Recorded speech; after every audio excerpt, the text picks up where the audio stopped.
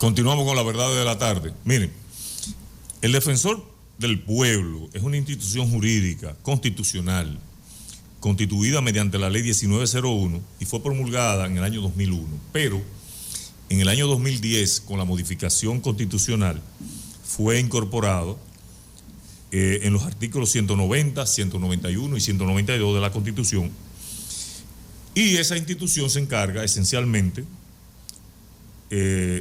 de salvaguardar las prerrogativas personales colectivas de los ciudadanos y plasmar en nuestra Constitución en caso de que sean violados por los funcionarios de la administración pública. Asimismo, deberá velar por el correcto funcionamiento de la administración pública a fin de que ésta se ajuste a la moral, las leyes, convenios, tratados, pactos y principios generales del derecho. El defensor del pueblo debe tener una magistratura moral para que el ciudadano identifique una figura que sea de protección en una especie de poder moral y simbólico que deriva de su capacidad para influir debido a la credibilidad y al respeto que generan sus actuaciones. Sin embargo, en estos días se han suscitado algunos inconvenientes porque los adjuntos del defensor del pueblo, tanto en primera instancia el licenciado Miguel Antonio Puello Maldonado, que es el primer adjunto, como también podríamos decir el segundo, que han emitido consideraciones al respecto del manejo que se le está dando a los fondos que llegan al defensor del pueblo. También se hizo eco el segundo adjunto, que dentro de lo que cabe ha expresado las mismas diferencias que existen a lo interno de ese organismo, porque el defensor del pueblo se ha hecho eco o se ha involucrado o se ha indilgado los poderes por encima de todo el mundo. No consulta a nadie y no está actuando conforme a las disposiciones que emanan de la propia ley, que el defensor del pueblo no es una figura unipersonal, sino que es una figura, es un colegiado, porque la figura del defensor del pueblo es para prevenir, para perseguir, para indagar sobre abusos que cometen los funcionarios en contra de los ciudadanos. Para la legislación interna, estamos hablando del artículo 55 de la Ley de Procedimientos Administrativos, que establece que los órganos colegiados o órganos administrativos compuestos por 3 o más miembros se sujetarán a lo dispuesto en la ley sin perjuicio de lo que establezcan sus disposiciones de creación o las adaptaciones referidas a la participación ciudadana. Eso es la ley 107.13, que es de la Ley de Administración Pública.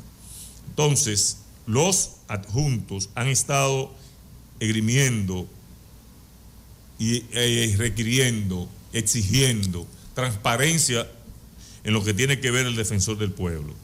Entonces, tenemos que también decir que cuando ha actuado el defensor del pueblo, sencillamente lo ha hecho de una forma mediática.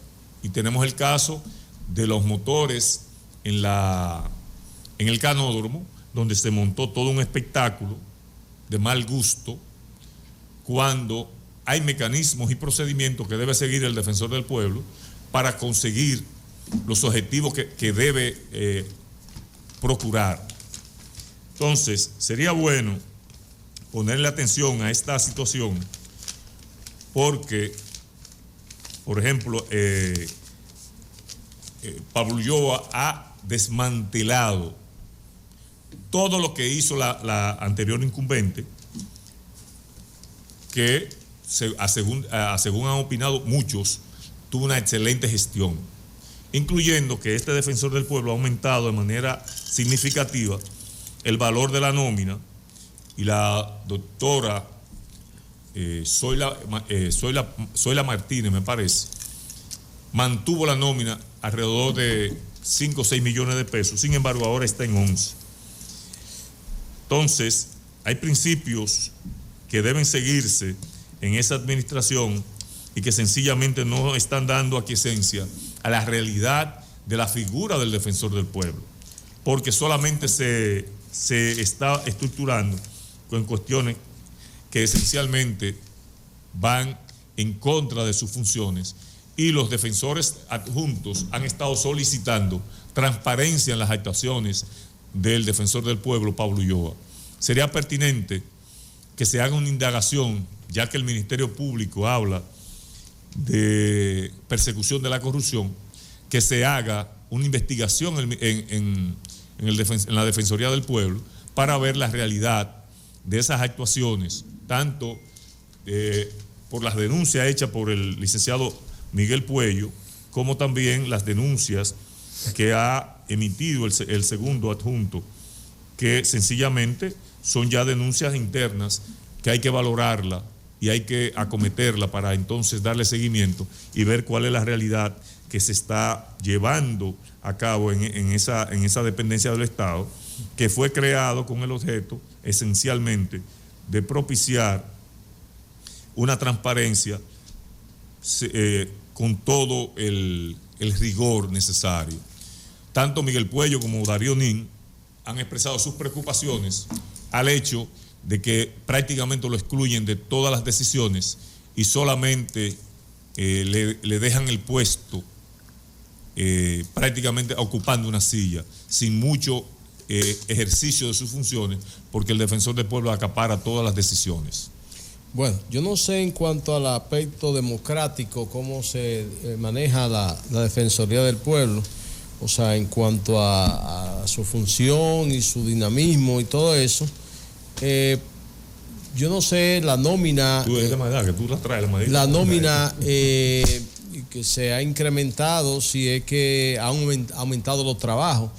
Yo sé que la que estaba ahí como Defensoría del Pueblo no hacía nada, no se sentía nada. Y, o sea, hacía muy poco ruido, pero era una entidad como inexistente, porque estaba ahí como simbólicamente, porque ella no hacía nada. Yo sé que Oye, déjala tranquila. Lo del canódromo, eso no lo provocó el Defensor del Pueblo. El Defensor del Pueblo tiene facultad para actuar, para indagar sobre la situación de irregularidades que había ahí en ese canódromo, que hay ahí en ese canódromo todavía. Ahí hay mucha situación de mafia, de corrupción y todas esas cosas. Oye, en eso estamos de acuerdo, que hay de todo ahí. Ahora bien, el problema básico es la forma, porque existen procedimientos que él debe acotar previo a hacer cualquier actuación. Entonces, si tú no te apegas a los procedimientos, cualquier actuación que tú hagas fuera de esos procedimientos, sencillamente debieren ser nulas. Entonces, cuando tú vas a actuar de alguna manera, tienes que saber en qué dimensión está la figura del defensor del pueblo. Porque el problema es que todos los casos que ha llevado, básicamente son asuntos mediáticos, para sonar, no para actuar de manera decisiva. Porque si él quisiera actuar, hay muchas cosas que debiese acotar por las cosas que han hecho muchos de las administraciones o de la administración actual, y no está haciendo nada en ese sentido. Bueno, yo no conozco a Ulloa, Pablo Ulloa, no sé realmente, pero sería bueno que él aclarara y que pusiera, que dijera qué está haciendo con el presupuesto, que las acciones penales que estaba supuesto a seguirle a la coronela aquella prepotente, altanera, que se salió de su cauce, y todo lo demás. O sea, yo creo que la Defensoría tiene que jugar un rol más activo, más... Oye, ahí estamos de acuerdo, que juegue un rol más activo. Ahora, sí, que no lo haga en función de asuntos mediáticos, que es lo que él está haciendo. Y que la transparencia, como dice Miguel Puello, sea esencialmente un valladar moral que sirva de ejemplo a todo el mundo. Que ese es donde está el problema. Porque en todas partes del mundo el llamado Ombudsman, que nació en Suecia en 1809, y aquí lo estamos implementando a partir de ahora, del 2010, estamos hablando de una figura respetada, pero su impronta moral es lo que le da certeza a las acciones que toma, que es lo que no ha ocurrido en este momento, porque hay 2 denuncias de 2 adjuntos en donde están diciendo que no se le toma en cuenta. Que la transparencia del manejo de los fondos no está clara. Bueno, ahí debe hacerse una investigación. Entonces yo pido al Ministerio Público o a él mismo que vaya al Ministerio Público para que se ponga a la disposición de que lo investigue. Así es. Bueno, miren, las autoridades de Nueva York levantaron en el día de hoy la disposición que había de llevar mascarilla en los medios de transporte. Ya no será obligatorio, ya usted podrá montarse en un tren, en un taxi, en cualquier medio de transporte sin llevar la mascarilla. Pero la medida seguirá siendo obligatoria en hospitales y en clínicas públicas. O sea, en el transporte no, pero en los hospitales y en las clínicas todavía es obligatorio. En la ciudad de New York. Bueno, ahí vamos está. a ver ahora a